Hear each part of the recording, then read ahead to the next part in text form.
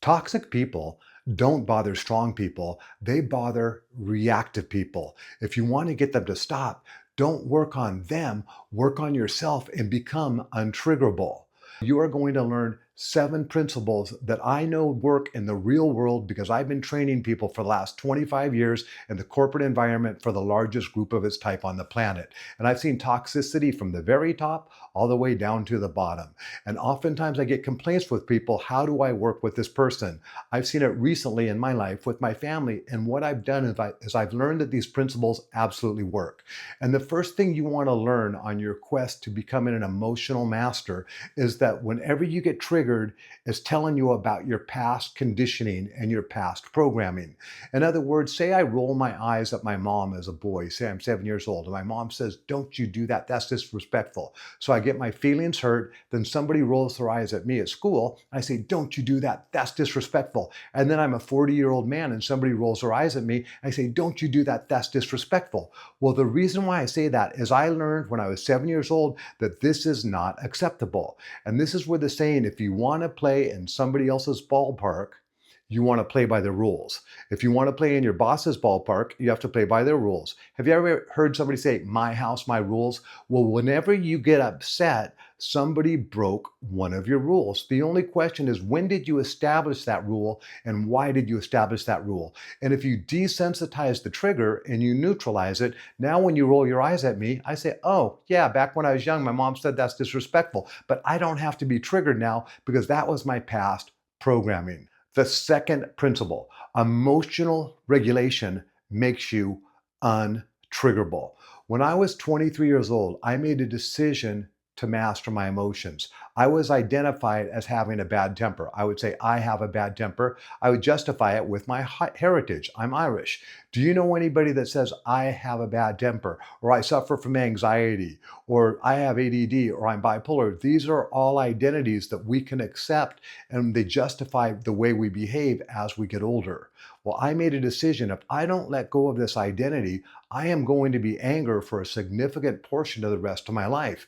And whatever emotional state you're in has an effect on your perception of life. So I knew that if I learned to master my emotions, that I would master the quality of my existence. And this is the smartest decision I've ever made. And I've been working on it for many years. And I keep on learning new techniques that I hope to give you if this information resonates with you. So making a decision to be a master at emotional regulation. Oftentimes people lose their temper in minor situations. If you lose your temper in a minor situation, you're probably going to lose your temper in a medium or a major situation. So you want to learn to be emotionally calm in all situations. And what this is going to do is allow you to keep your stasis of your consciousness and even consciousness. There's a saying that when the emotion goes up, the intelligence goes down. So when we become emotional, we become more reactive. Number 3, self-assurance removes the need for outside assurance. I oftentimes teach salespeople that you want to be the most comfortable person in the room, or you want to be completely self-assured. We are a conforming species, and we have a tendency to seek conformity so that we fit in, so that we survive. So we march in the perfect marching pattern that we're supposed to do, because if we stand out, we could be ostracized or hurt or even psychologically killed. Have you ever heard the saying, when in Rome, do as the Romans? So when you're self-assured, guess what you don't seek? Outside assurance. And when you don't seek outside assurance, you are liberated to act in ways that people that are not self-assured do. So when you are self-assured, you are going to have this confidence that emanates from you everywhere you go. I oftentimes tell people, would you like to be more attractive? And even the most attractive people say yes. And everybody else, of course, they say yes.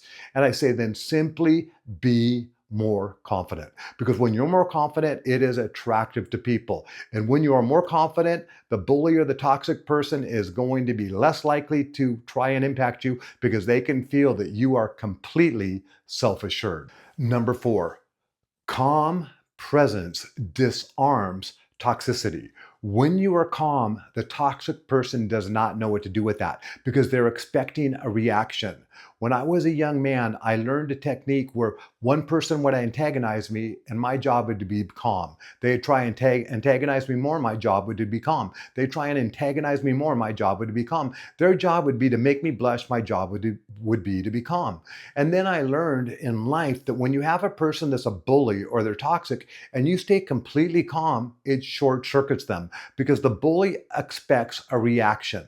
They expect you to either roll into them to want to fight them or to be in fear or perhaps a quiver. They expect something out of it. So when you stay completely calm and you demonstrate this in common presence, it's like them losing it on a wall. And they're only going to lose it on the wall so much because the wall's not going to react. So this calm presence is metaphorically like the wall. So when you have these toxic people in your life and you learn to become emotionally masterful, emotionally competent, emotionally placid, have the ability to feel this peace, they're not going to know what to do with that.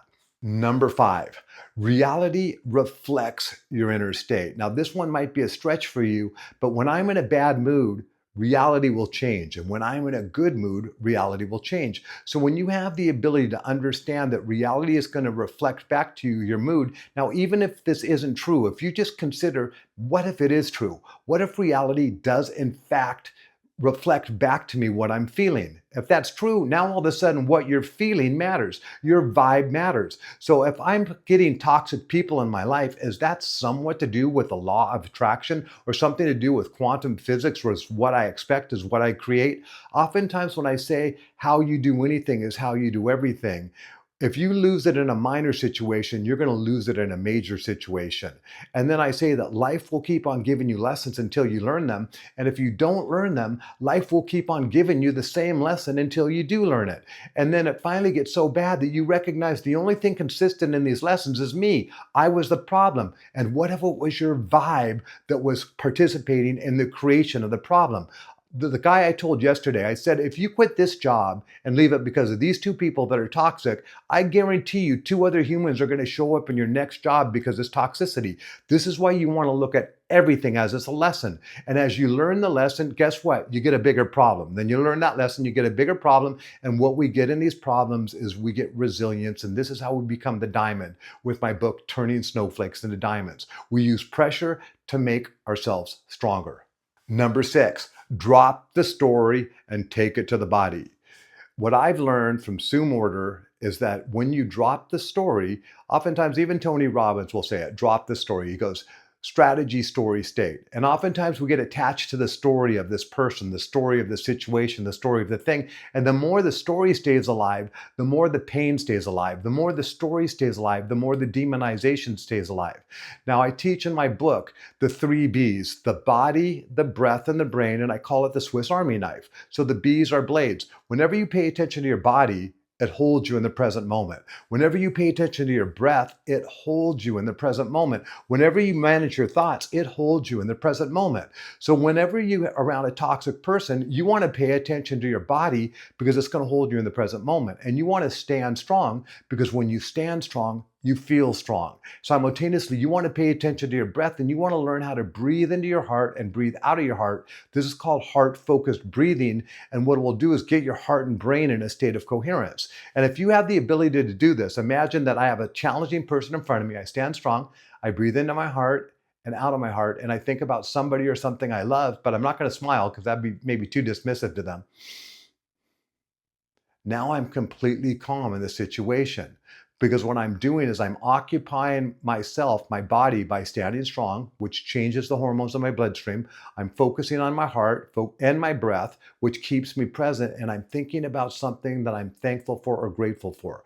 Whenever you're grateful, you're not going to be in fear or anger. So what I'm doing is I'm manipulating my 3 blades, my body, my breath, and my brain, taking it to the body, feeling it in my body so that I have the ability to stay calm around this toxic person. It works. How do I know it works? Because I've done it thousands of times. Number 7, practice love. Love is a skill. Now practice on somebody that you dislike a tiny bit so that you can work on practicing on the person that you demonize and like the least. So what you want to do is use your imagination. Now Einstein said imagination is more powerful than knowledge. So did Einstein say imagination was more powerful or knowledge? Imagination. So what are you going to use? your imagination. And imagine that this person that I dislike, let's use a family member in my mind, and I overlay their body right into me. So whenever you connect with somebody that's love, so if I overlay my body into them, what I'm doing is I feel love. And then what I do is I focus on my heart and I breathe into my heart and out of my heart, like we did with 6. And I focus on just feeling love towards, say, my dog, for instance. And that same love I feel towards my dog, I feel towards them. Now, oftentimes I tell people, I can tell you who doesn't like you at your workplace. Would you like to know?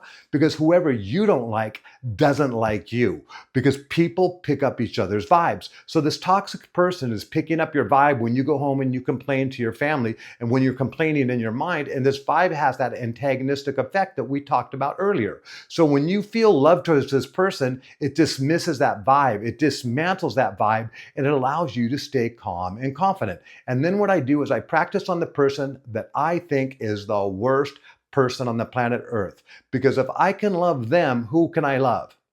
Anybody. So you can love this toxic person too. And if you practice these 7 steps, I absolutely believe at a minimum they'll help you, but I believe that you're going to evaporate them out of your life. You're going to transcend the problem and you're going to utilize this wisdom for the rest of your life. Peace isn't passive. Peace is about power.